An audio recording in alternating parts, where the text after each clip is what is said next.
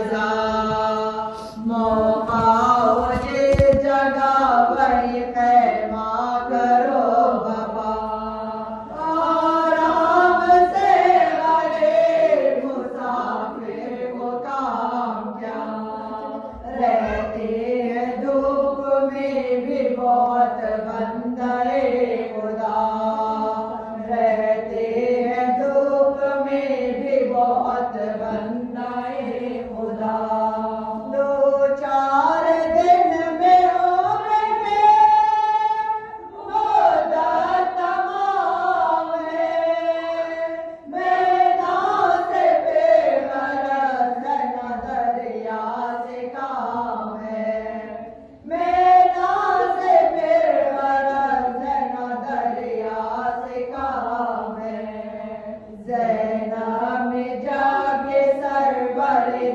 سے سنے کلام محمل سے یوں پکار کلیجے کو تھام تھام کیوں چلتے چلتے آپ نے یہاں روک لی لگام بھیا ادھر تو آؤ یہ ہے کون سا مقام بھیا ادھر تو آؤ یہ ہے کون سا مقام بستے بھی ہے کوئی غیر یہی ایک نہر ہے اس در سے پر خطر میں اترنا تو خیر ہے اس در سے پر خطر میں اترنا تو خیر ہے آنکھوں میں اشک بھر کے یہ بولے شاہ زمان اترو یہیں کہ قوم کی جگہ نہیں بات یہ نہر القمہ ہے یہ ہے کربلا کا بات آئے اسی کے شوق میں ہم چھوڑ کر وطن آئے اسی کے شوق میں ہم چھوڑ کر وطن رہنے میں اس جگہ کے ذرا کیا فقیر کا خیمہ یہاں ہوا تھا جناب امیر کا خیمہ یہاں ہوا تھا جناب امیر کا یہ سن کے بنت فاطمہ نے کی جگر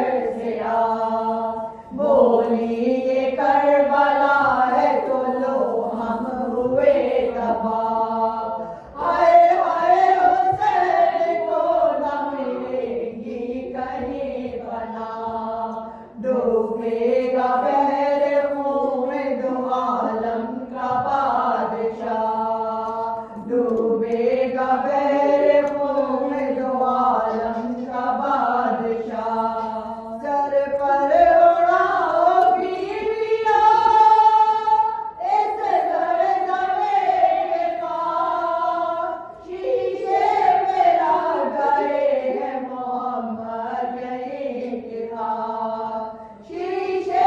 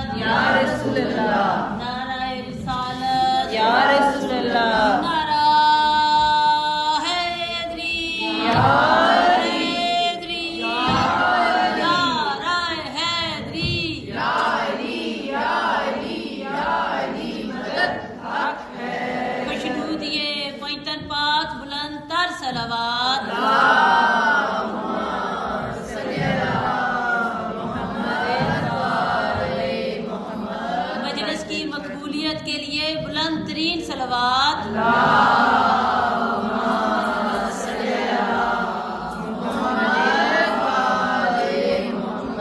سب مومن مومنات کی صحت و سلامتی کے لیے بلند ترین صلوات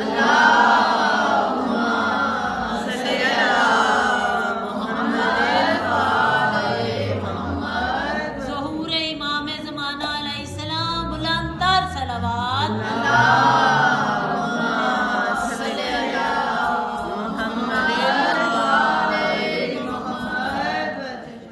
سورہ فاتحہ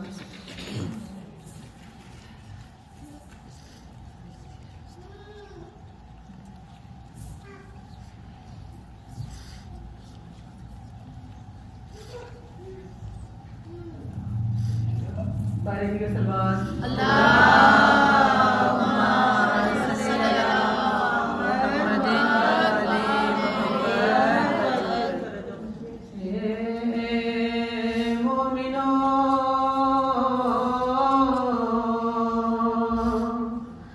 اس بزم کی توفیر بڑی ہے سر کھولے یہاں فاطمہ سے پیٹ رہی ہے جو کہ یہاں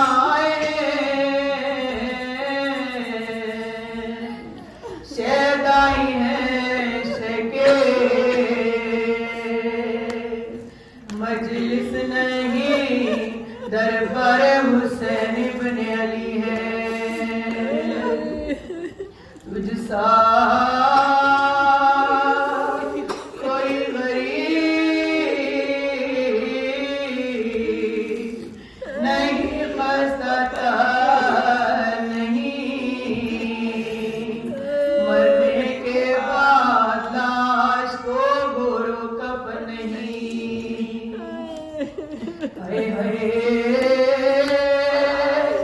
پرائی بستی ہے اپنا وطن نہیں واقف یہاں کسی سے یہ بے کس نہیں ہوتا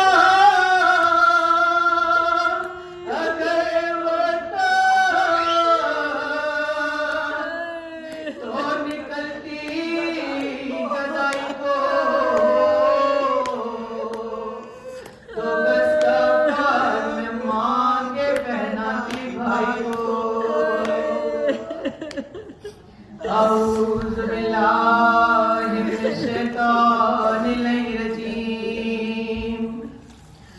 بسم اللہ الرحمن الرحیم الحمدللہ الذی خلق الانسان وعلمہ البیان وشرفہ علی سائر الحیوان والبيان وفضلنا وكرمنا على الأمم السابقة بالتصديق والإيمان ثم الصلاة والسلام على رسول المصدق المصطفى الأمجد المحمود الأحمد بالقاسم محمد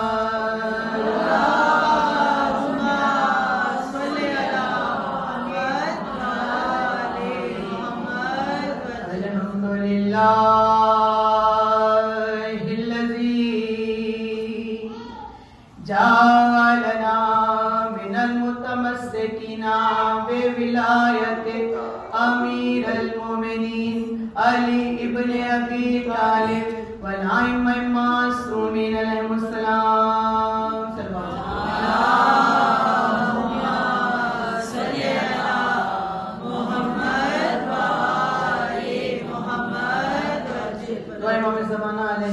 بسم اللہ الرحمن الرحیم اللہم کل ولیک حجت ابن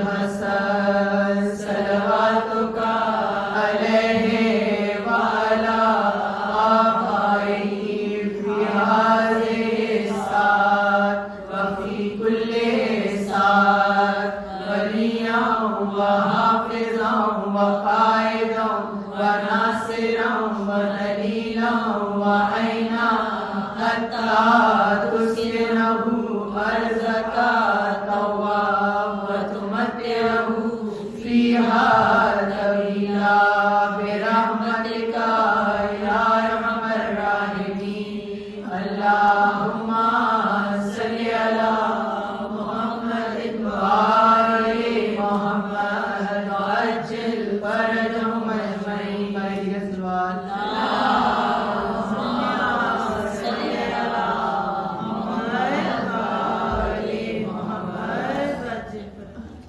तमाम तारीफ और हम्दो सना परवरदिगार आलम के लिए और उसके बाद हमारा तमाम तर दुरूद और सलाम मोहम्मद आले मोहम्मद के लिए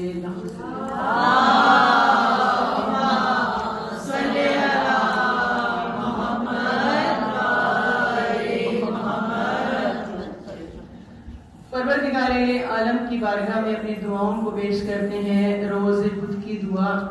और हम सब जानते हैं कि दुआएं जो हम रोजाना पढ़ा करते हैं नमाज फजर के बाद, ये दुआएं सहीफ़े सज्जादिया से ली गई हैं और इनको पढ़ने का और दुआएं करने का सलीका तरीका हमारे चौथे इमाम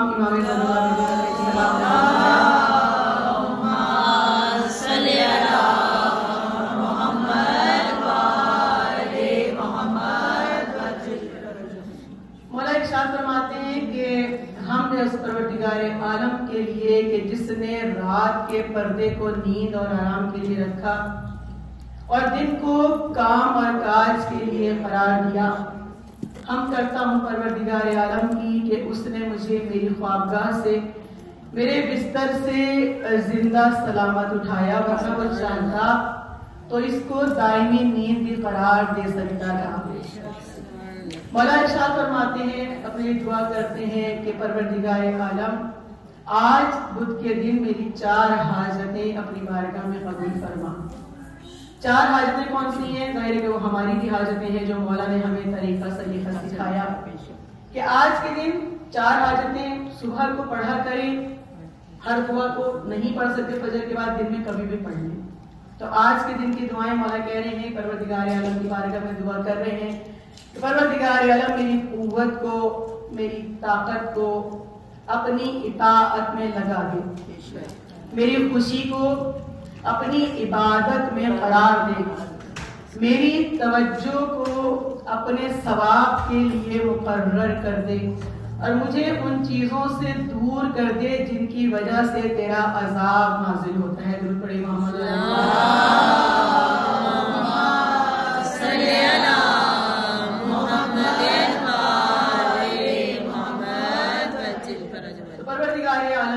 बारगाह में अपनी दुआओं को पेश करते हैं इस फर्श अज़ा के तवस्सुस से।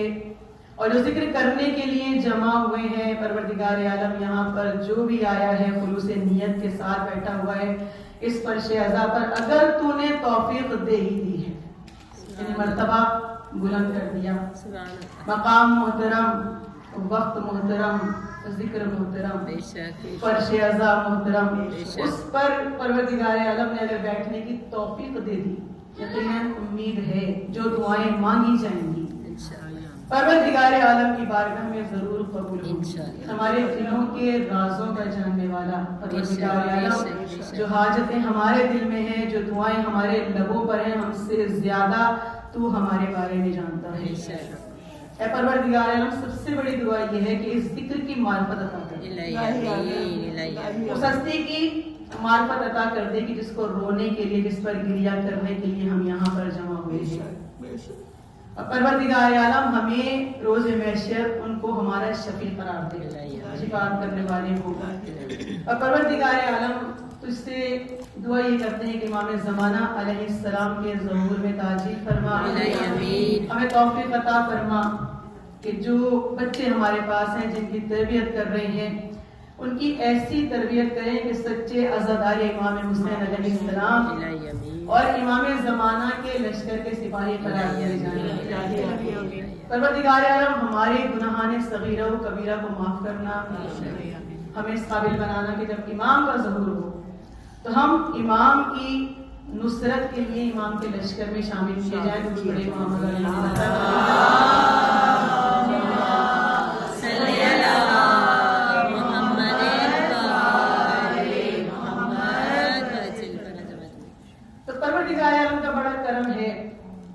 کہ اس نے ہمیں پھر یہ ایام ازا نصیب کیے، ہمیں پھر موقع دیا، پھر توفیق دی کہ ہم ذکر کریں. اور جیسے کہ آپ سب جانتے ہیں کہ ہم آج سے اپنا موضوع اس کا آغاز کر رہے ہیں.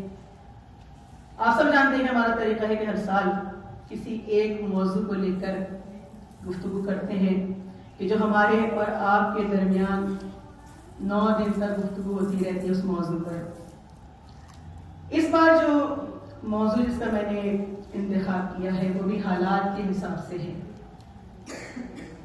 اگر آپ کو یاد ہو جو پچھلے سال ہم نے جس موضوع پر گفتگو کی وہ کیا تھا، قد جاء الحق وزهق الباطل ان الباطل كان زهوقا.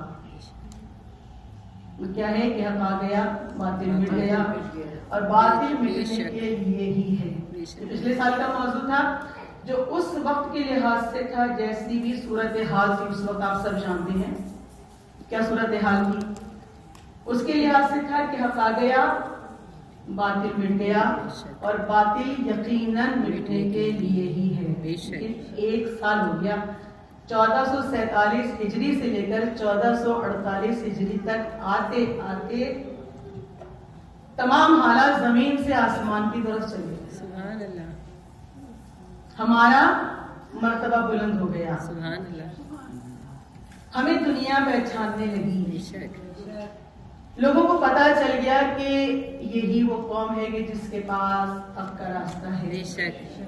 اچھا، جو بھی صورتحال ہوئی وہ تمام کے تمام حالات بڑی آسانی سے ہمیں سمجھ میں آنے لگے، اور صرف ہمیں نہیں سمجھ میں آنے لگے بلکہ ساری دنیا کو سمجھ میں آنے لگے کہ اب کیا ہے، باطل کیا ہے. اب جو کامیابیاں نصیب ہو رہی ہیں ہمارا دل گواہی دے رہا ہے. یقیناً ہر کوئی میڈیا سے منسلک ہے، کوئی نہ کوئی چینل فالو کر رہا ہے. ہم سب جانتے ہیں کہ جو کچھ پروردگار عالم کی طرف سے ہمیں مل رہا ہے ہمارا دل گواہی دے رہا ہے کہ کہیں نہ کہیں ہمارا سبحان اللہ. بے شک. بے شک. سبحان اللہ. بے شک. مولا اپنے موجود ہونے کو بتا رہے ہیں، احساس دلا رہے ہیں کہ میں تمہارے گرد گرد موجود ہوں. بے شک. سبحان اللہ. تو اسی لیے علماء نے کہا کہ اس وقت ہم یہ کہہ سکتے ہیں کہ ظہور صغرا ہو چکا ہے. سبحان اللہ.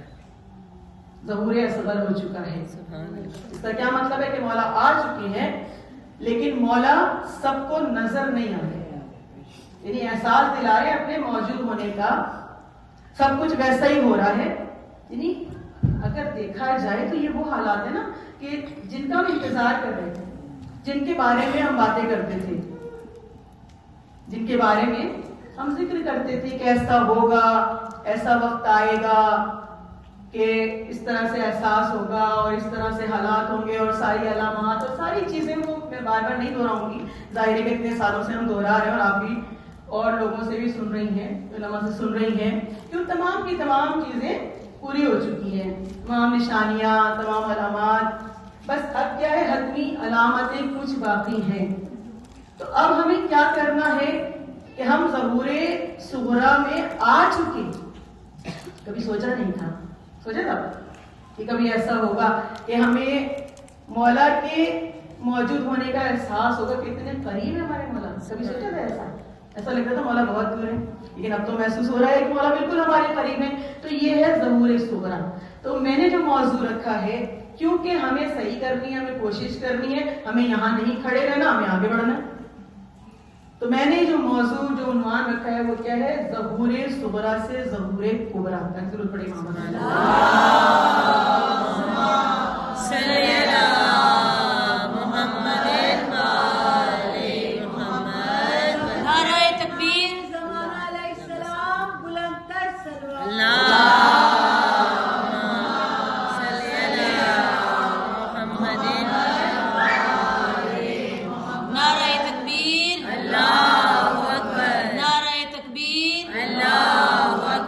نعرہ رسالت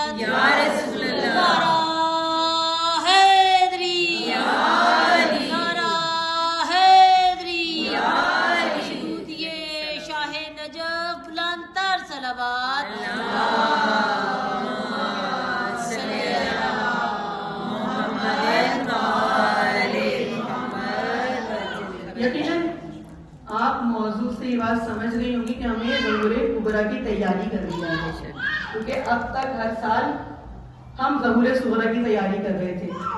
پہلے یہ تھا کہ معرفت مہذبیت حاصل ہو جائے، کس طرح سے ظہور امام ہوگا، کس طرح سے میں تیاری کر رہی ہے، وہ سب وقت گزر چکا. اب کیا ہے، ظہور اصغر میں داخل ہو گئے، ظہور اکبر کی تیاری کرنی ہے. تو ہمیں دیکھنا یہ ہے کہ جب ظہور کبریٰ ہوگا، اور ظہور کبریٰ کیا ہوگا، جب ظہور صغریٰ یہ ہے کہ امام موجود ہے لیکن نظر نہیں آ رہے، تو ظہور کبریٰ کیا ہوگا کہ جب ہم اپنی آنکھوں سے اپنے مولا کو دیکھ سکیں گے، جب مولا اللہ تعالیٰ کی اذن سے ہمارے سامنے ظاہر ہو جائیں گے، وہ تمام علامات، وہ تمام حتمی نشانیاں پوری ہو جائیں گی کہ ظہور کبریٰ کے لیے پروردگار عالم نے مخصوص کی ہوئی ہیں. تو ظاہر ہے کہ پروردگار عالم سے دعا کرتے ہیں نا، ہمارا بھی دل چاہتا ہے کہ وہ وقت آئے کہ ہمارے مولا ہمارے سامنے ہوں، ہم اپنے مولا کو اپنی گناہگار آنکھوں سے دیکھیں. جو پڑے محمد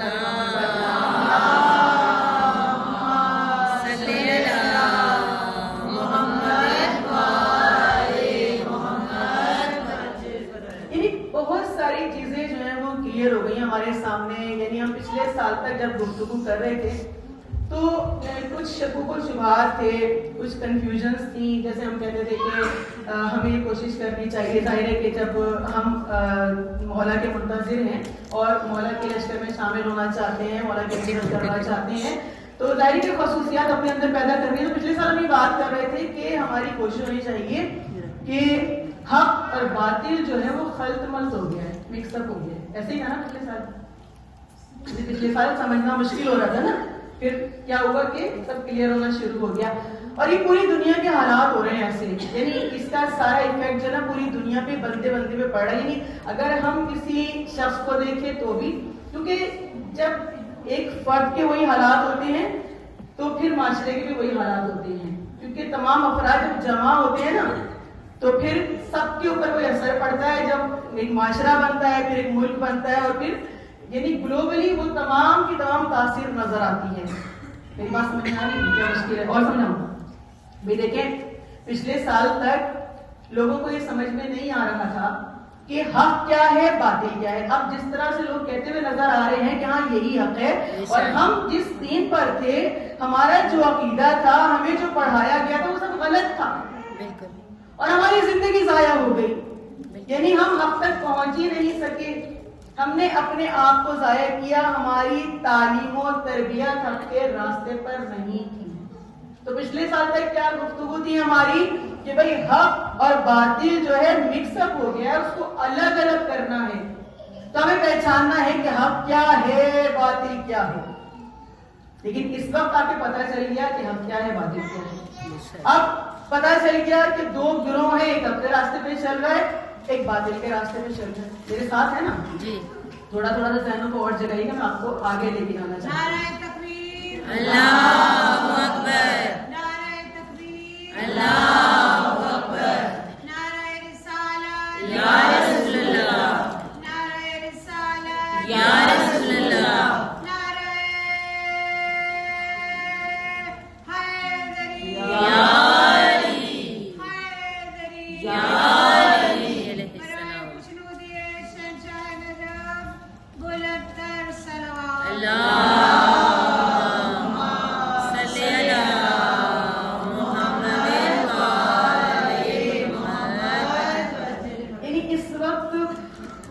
بات کریں. یعنی ہم آپس میں گفتگو کرتے ہیں تو ہم سب یہی کہتے ہیں کہ اب تو سب کچھ کلیئر ہو کے سامنے آ گیا کہ حق کا پتہ چل گیا، باطل کا پتہ چل گیا.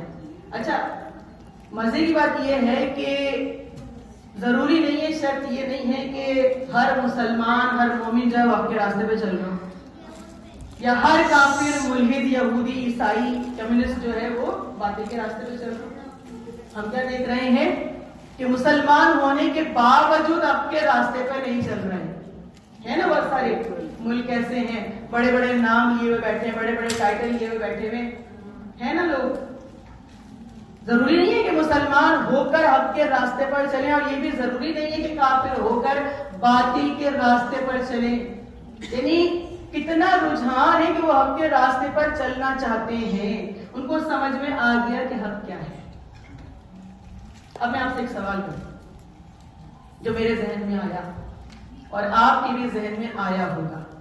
یعنی جب ہم کسی کو ایسا کرتے ہوئے دیکھتے ہیں، دیکھ رہے ہیں نا ساری دنیا کے حالات، بڑا افسوس ہوتا ہے کہ مسلمان ایسا کیوں کر رہے ہیں، تو ایسا کیوں ہوتا ہے.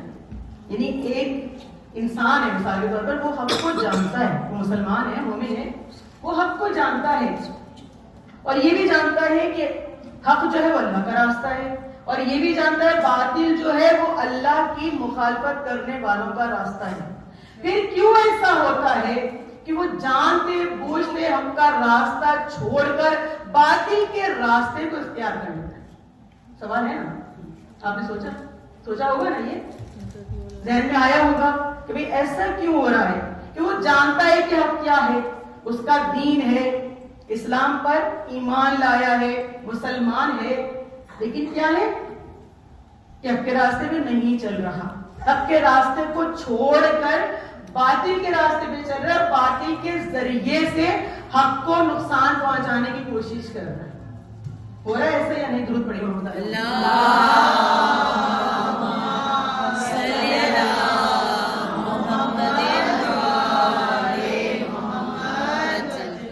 تو میں نے تھوڑی سی ریسرچ کی اس کے اوپر کہ ایسا کیوں ہوتا ہے.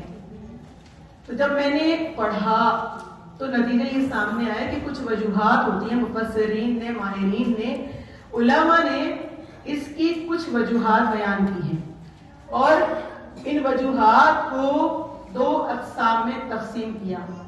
تو کہتے ہیں کہ یہ 2 وجوہات ہیں، ایک وجہ جو ہے نفسیاتی ہے اور ایک وجہ جو ہے وہ روحانی ہے. یعنی اگر ایک انسان کو لے لیا جائے کہ بھئی وہ حق کو جانتے بوجھتے چھوڑ کر باطل کے راستے پر کیوں چل رہا ہے، تو علماء کہتے ہیں وہ اس لیے چل رہا ہے کہ اس کی 2 وجوہات ہیں، ایک اس کی نفسیاتی وجہ ہے اور دوسری روحانی وجہ ہے. اچھا، نفسیاتی وجوہات کیا ہیں؟ کہا کہ نفسانی خواہشات، یعنی اس کی جو نفسانی خواہشات ہیں، جو اس کی ذاتی خوشی ہے، جو اس کے ذاتی مفادات ہیں، جب وہ حق کے راستے پہ چلتا ہے تو ان کو نقصان پہنچتا ہے، ان کو ٹھیس پہنچتی ہے. وہ لالچ ہے، تکبر ہے، نام ہے، عہدہ ہے. تو جب وہ دیکھتا ہے کہ حق کے راستے پر چلنے سے مجھے یہ سب چیزیں چھوڑنی پڑیں گی، ان کا نقصان برداشت کرنا پڑے گا، تو وہ کیا کرتا ہے کہ ان کا فائدہ حاصل کرنے کے لیے حق کے راستے کو چھوڑ کر باطل کے راستے پہ چلنے لگتا ہے. کہا دوسری نفسیاتی وجہ کیا ہے؟ کہا کہ غلط ماحول، غلط تربیت. یعنی نام نہاد مسلمان سو کالڈ، لیکن کیا ہے مسلمان، لیکن کیا کہ ماحول غلط ملا، تربیت غلط ملی. اور اگر دیکھا جائے تو یہ اصول جو ہے وہ ایک عام انسان کے لیے بھی ہے کہ اگر وہ مسلمان ہوگا، مومن ہوگا، لیکن اگر اس کی تربیت صحیح انداز سے نہیں ہوئی ہوگی، غلط ماحول ملا ہوگا، تو پھر وہ حق اور باطل کے درمیان فرق کو محسوس نہیں کرتا. وہ کہتے بس جو چاہیے وہ حاصل ہو جائے، چاہے مجھے حق کے راستے پہ چلنا پڑے، چاہے باطل کے راستے پہ چلنا پڑے. کیونکہ تربیت میں یہ چیز شامل ہوتی ہے، کیونکہ ہم مائیں ہیں اور ہماری ذمہ داری ہے کہ ہم بچوں کو یہ بتائیں کہ حق کیا ہے، باطل کیا ہے. اور جہاں پر تربیت پر فوکس نہیں کیا جاتا تو وہ لوگ آگے بڑھ کے کیا کرتے ہیں، حق اور باطل کو مکس اپ کر دیتے ہیں. یعنی وہ صرف مقصد پہ نظر رکھتے ہیں، چاہے وہ حق کے راستے پہ چل کے حاصل ہو، چاہے وہ باطل کے راستے پہ چل کے حاصل ہو. تیسری وجہ یہ ہے کہ ان کو مستقبل کا خوف ہوتا ہے، یعنی کل کی فکر ہوتی ہے. جو مومن ہوتا ہے نا اسے کل کی فکر نہیں ہوتی. جو اللہ پر توکل کرتا ہے نا اس کو کل کی روٹی کی فکر نہیں ہوتی کہ وہ کہاں سے آئے گی. تو پڑے محمد علیہ محمد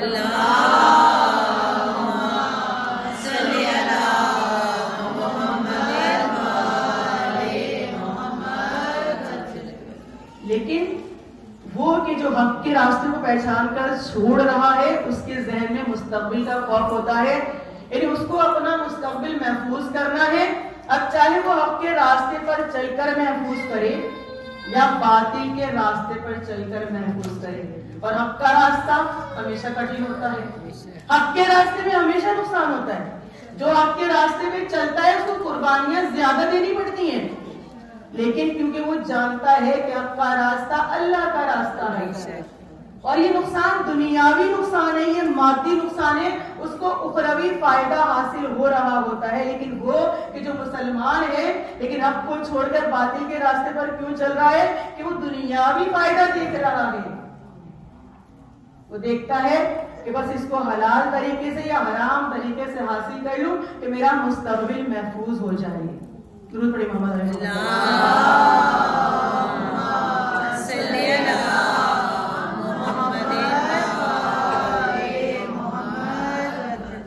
ایک اور وجہ یہ بتائی ماہرین نے کہ کچھ لوگ جو ایک ہی مذہب سے تعلق رکھتے ہیں، مثال کے طور پر سبھی مسلمان ہیں، تو وہ حق کے راستے میں کوئی ایک کیوں نہیں چلتا؟ کیونکہ جو حق کے راستے پر چل رہے ہوتے ہیں وہ ان سے بغض رکھتا ہے، وہ ان سے حسد کرتا ہے، وہ ان سے تعصب رکھتا ہے۔ اور یہ آپ دیکھ رہے ہیں، میں یہاں کی بات نہیں کر رہی، اندر کی بات نہیں کر رہی، پوری دنیا میں یہی چل رہا ہے۔ بھئی جو دوسرے ملک میں وہ ایران سے تعصب رکھتے ہیں یا نہیں رکھتے؟ بالکل بڑی محمد پر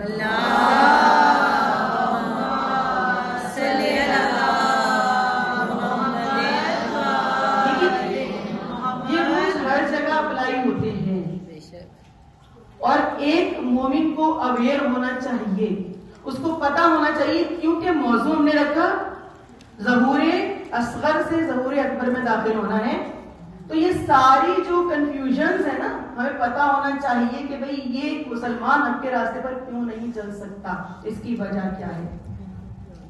تو علماء کہتے ہیں کہ اس کی وجہ یہ ہے کہ انسان نفسیاتی طور پر کمزور ہوتا ہے، اس کا کنٹرول نفس کا اس کے ہاتھ میں نہیں ہوتا۔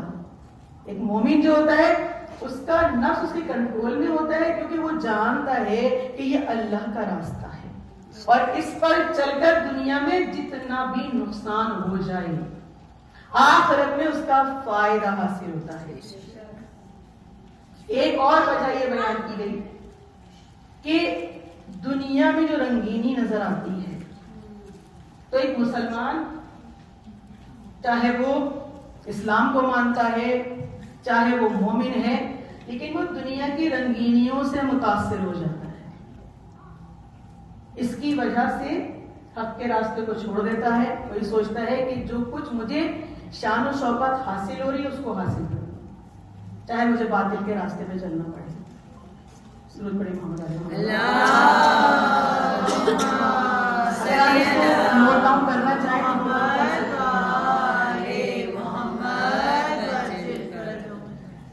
علماء بیان کرتے ہیں کہ اس کی دوسری جو وجوہات ہیں وہ روحانی ہیں۔ وہ کیا ہے؟ روحانی وجہ کیا ہے؟ شیطانی وسوسہ اور دھوکہ۔ کہ قرآن سے حدیثوں سے یہ بات ثابت ہے کہ شیطان باطل کو خوبصورت بنا کر، پرکشش بنا کر انسان کے سامنے پیش کرتا ہے، اور انسان دھوکے میں آ جاتا ہے۔ یعنی کیا ہوتا ہے کہ ہم شیطان کی ولایت میں آ جاتے ہیں۔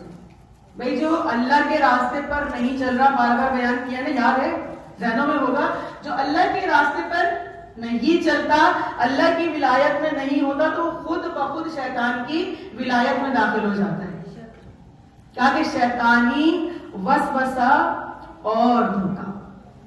اور روحانی وجہ کہ دنیاوی منصب کی فکر ہوتی ہے انسان کو، یعنی انسان کو جو کچھ دنیا میں حاصل ہوتا ہے دیتا پروردگار عالم ہے، یعنی جب مانگ رہے ہوتے تو اللہ سے مانگتے ہیں، لیکن جب وہ مل جاتا ہے، چاہے وہ عہدہ ہے، چاہے وہ شہرت ہے، چاہے وہ نام ہے، چاہے وہ کرسی ہے، لیکن جب مل جاتی ہے تو اس کو اپنے پاس رکھنے کے لیے انسان حق کے راستے کو چھوڑ دیتا ہے۔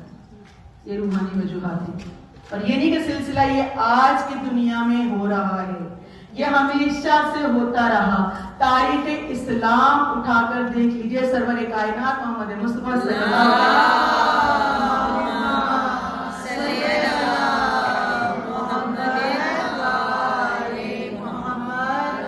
جب آپ نے دین اسلام کی تبلیغ کی، اپنی رسالت کا اعلان کیا، تو اس وقت جب اعلان کر رہے تھے، تبلیغ کر رہے تھے، تو قرآن نازل ہونے لگا۔ جب قرآن نازل ہوتا جاتا تھا تو آپ تلاوت کر کر کے سب کو سنایا کرتے تھے. قرآن کی آیتیں نازل ہوتی تھی, رسول اللہ تلاوت کرتے تھے اور لوگ رسول اللہ کی تلاوت سننے کے لیے جایا کرتے تھے.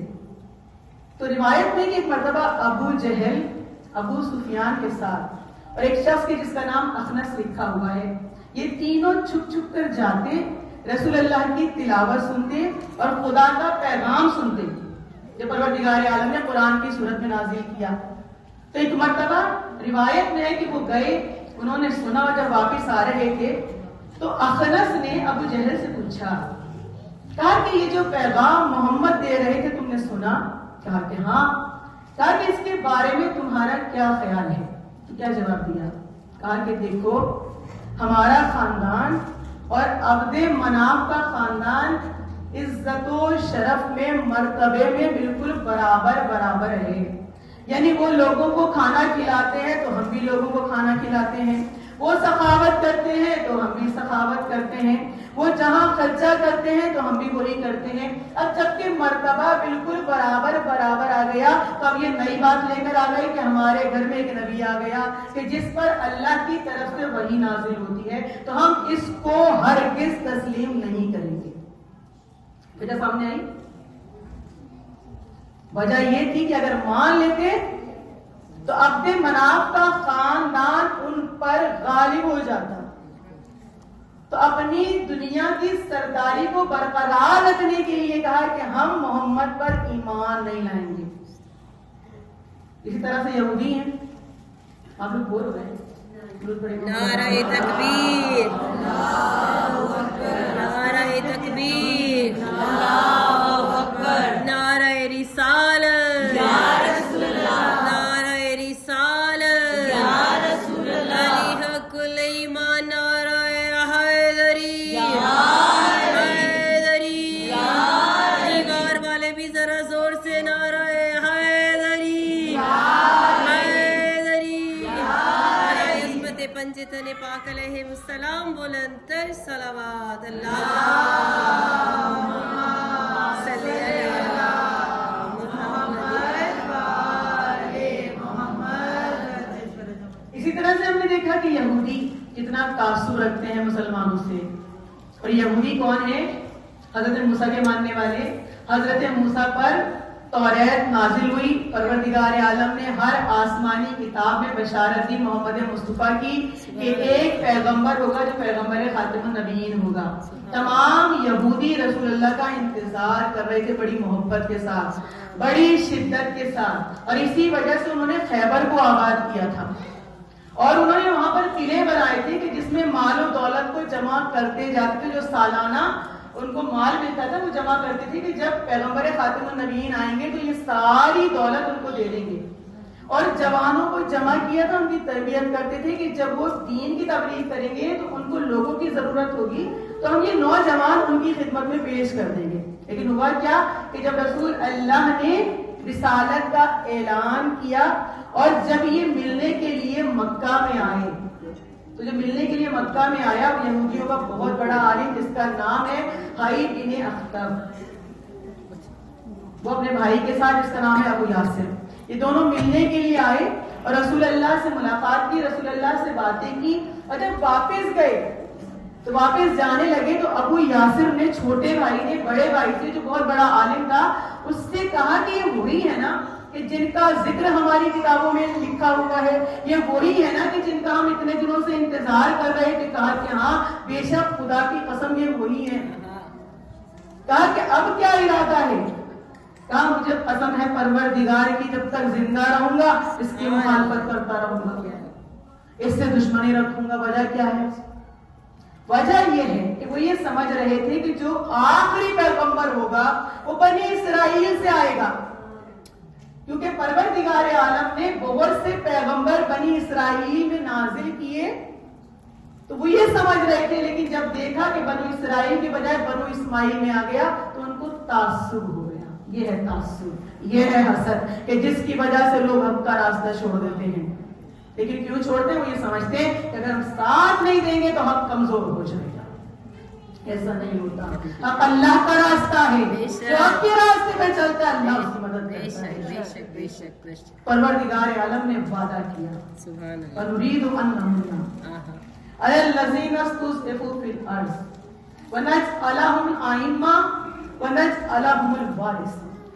हमने इरादा कर लिया सुभान अल्लाह। उनको अता करेंगे, बेशक उनको देंगे, उनको इनाम अता करेंगे, उनको बख्श देंगे जिनको कमजोर किया गया,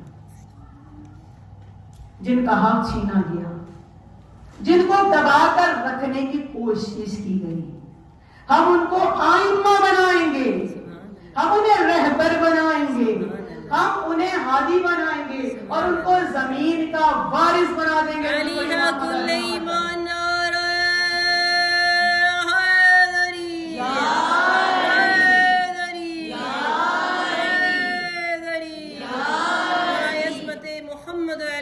मोहम्मद बुलंद सलवात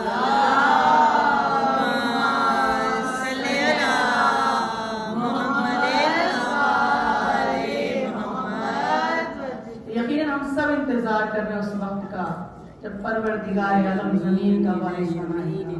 परवरदिगार आलम वो वक्त अपनी आंखों से देखे कि मौला आए और निजाम इलाही इस पूरे अर्ज पर कायम मौला आए।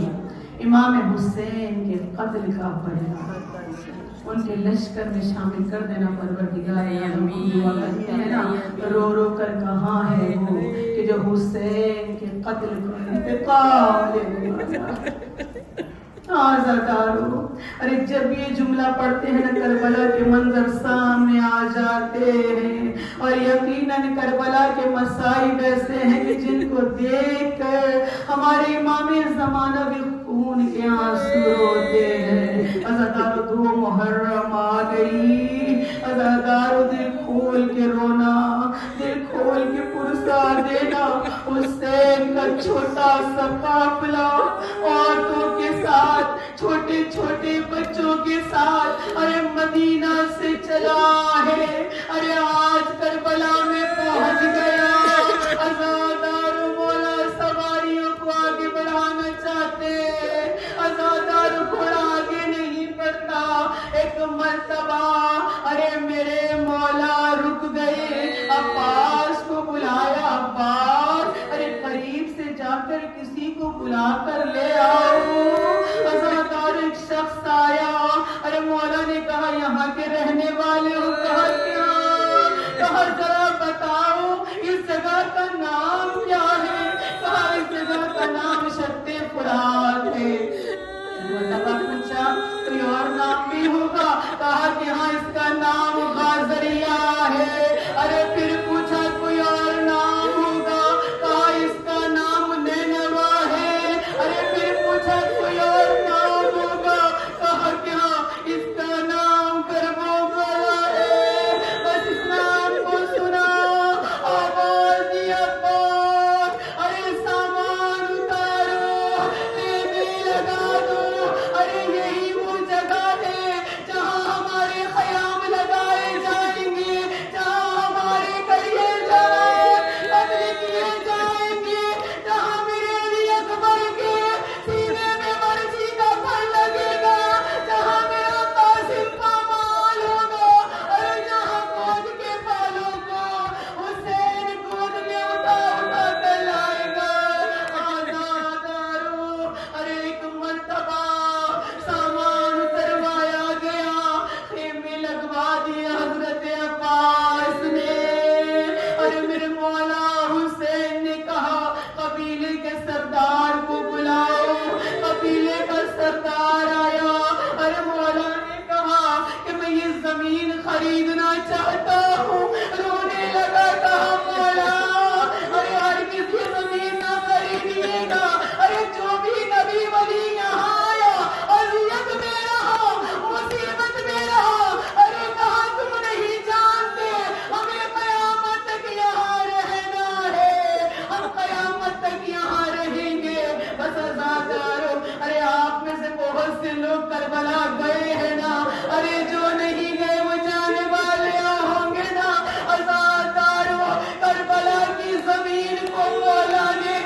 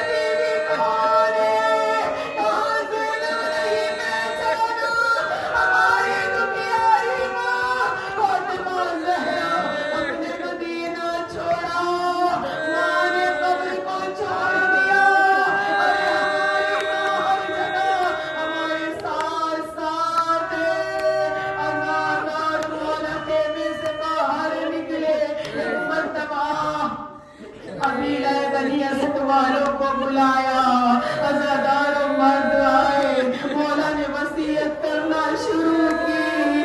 عزادار تصور کر کے رو لینا میرے مولا نے کیا وصیت کی۔ ایک مرتبہ کہا دیکھو ہم یہاں پر قتل کیے جائیں گے، ہماری لاشیں بے گورو کفن ہوں گے، ہمیں کسی نے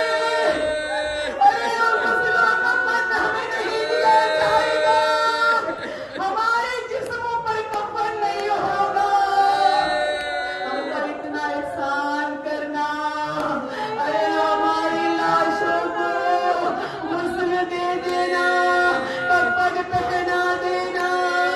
عزادار عورتوں کو بلایا، ایک مرتبہ عورتیں قریب آئی، ایک مرتبہ مولا نے کہا ارے دیکھو ہمیں قتل کیا جائے گا، ہمارے لاشیں بے گورو کفن ہوں گے، اگر تمہارے مرد حکومت کے خوف کی وجہ سے ہمیں کفن نہ پہنائے، ارے تم پانی بھر لے آنا، کچھ چادر لے آنا، ہمارے جسموں پر ڈال دینا۔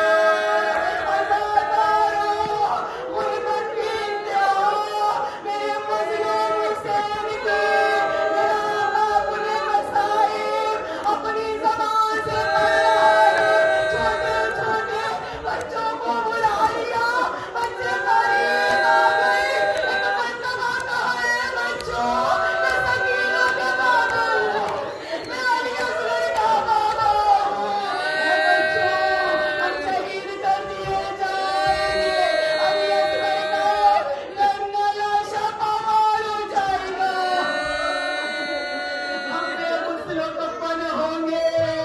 ارے دیکھو اگر تمہارے ماں باپ ہمارا غسل و کفن نہ کرے، اتنا احسان کرنا، اور کہتے کہتے آنا، ایک ایک مٹھی خاک اٹھانا، اور ہمارے جسموں پر ڈال دینا، اور یہ خاک کربلا ہمارا کفن ہو جائے گی۔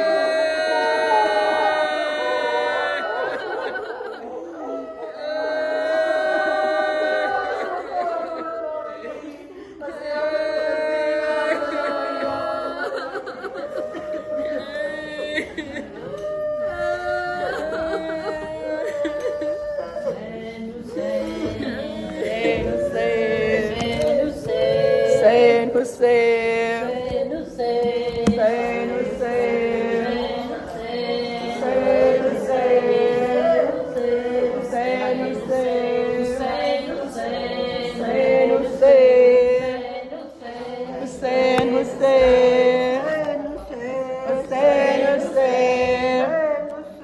حسین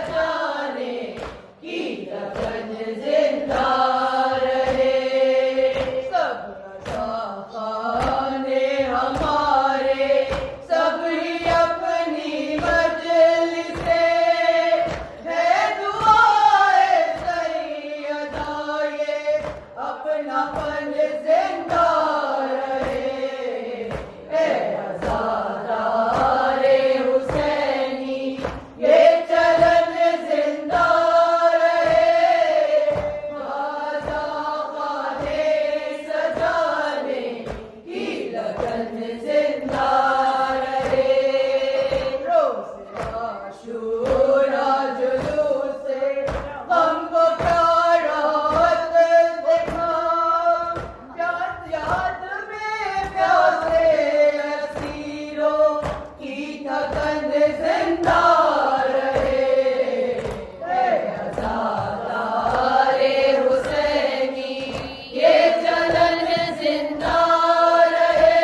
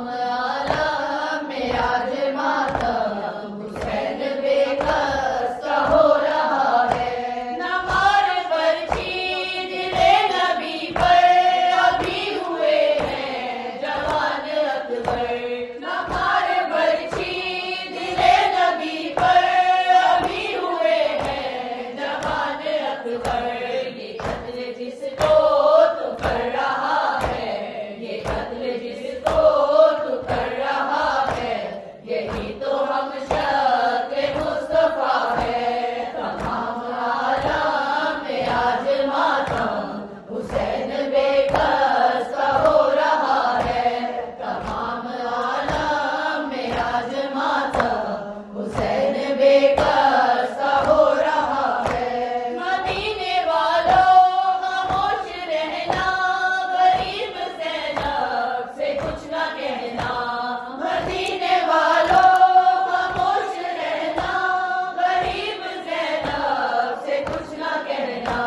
बसा हुआ घर जो ले गई थी, बसा हुआ घर जो ले गई थी, वो करबला में उजड़ गया है। तमाम आलम में आज मातम हुसैन बेकस का हो रहा है, तमाम आलम में आज मातम हुसैन बेकस का हो रहा है।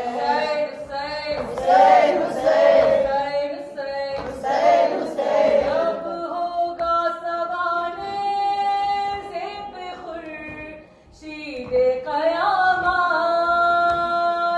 जब होगा सवाने ज़ेब खुर्शीद क़यामत, साए में सैयदा के अज़ादार रहेंगे, साए में सैयदा के अज़ादार रहेंगे।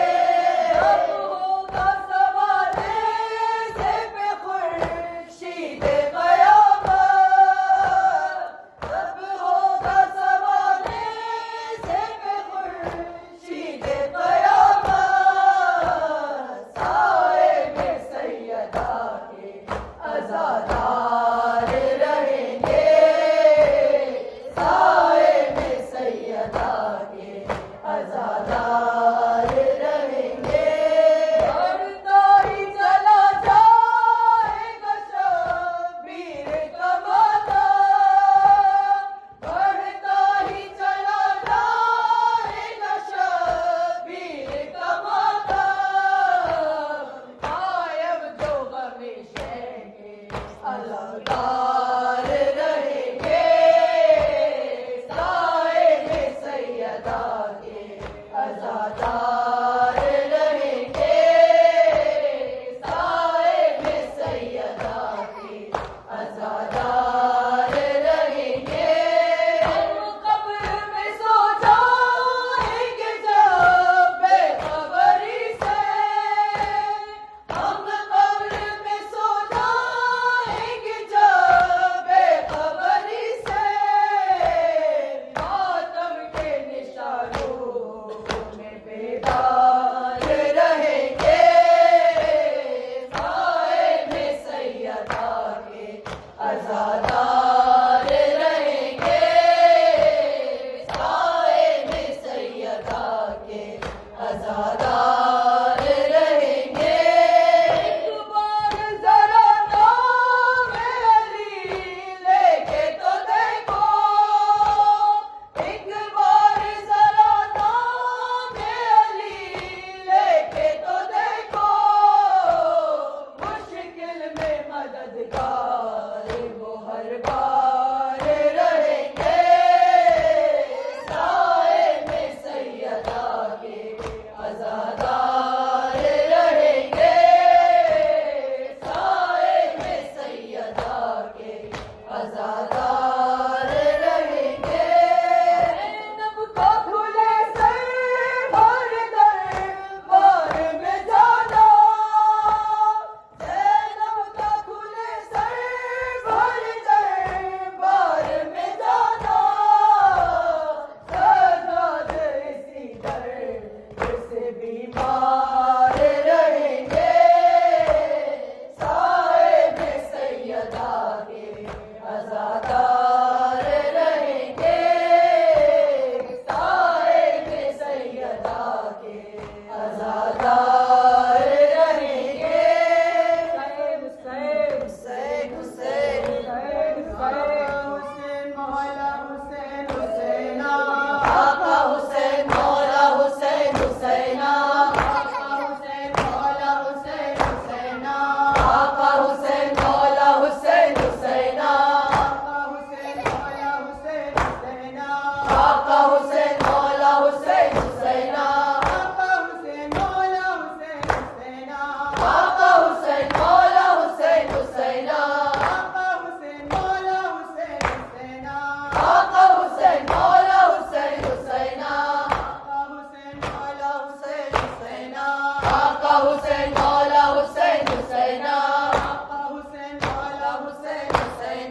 आका हुसैन मौला हुसैन हुसैना अकबर अब्बास बड़ा हुसैना हुसैन मौला हुसैन हुसैना अकबर अब्बास बड़ा हुसैना मौला हुसैन हुसैना कासिम अब्बास हुसैना आका हुसैन मौला हुसैन हुसैना कासिम अब्बास हुसैना आका हुसैन मौला हुसैन हुसैना हुसैन मौला हुसैन हुसैना आका हुसैन मौला हुसैन हुसैना हुसैन मौला हुसैन हुसैना आका हुसैन मौला हुसैन हुसैना हुसैन बाबा कुलसुमा हुसैना आका हुसैन मौला हुसैन हुसैना हुसैन बाबा कुलसुमा हुसैना आका हुसैन मौला हुसैन हुसैना हुसैन मौला हुसैन हुसैना आका हुसैन मौला हुसैन हुसैना हुसैन मौला हुसैन हुसैना आका हुसैन मौला हुसैन हुसैना हुसैन मौला हुसैन आका हुसैन मौला हुसैन आका हुसैन मौला हुसैन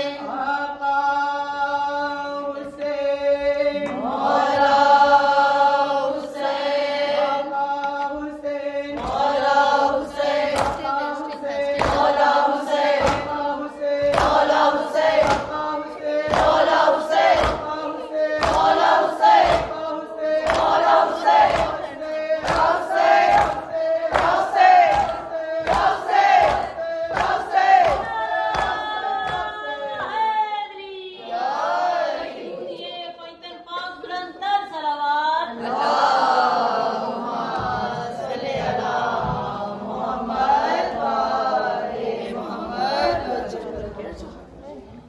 या अल्लाह ये करे इमाम ज़हूर कामों मौके हो दिन मसरूर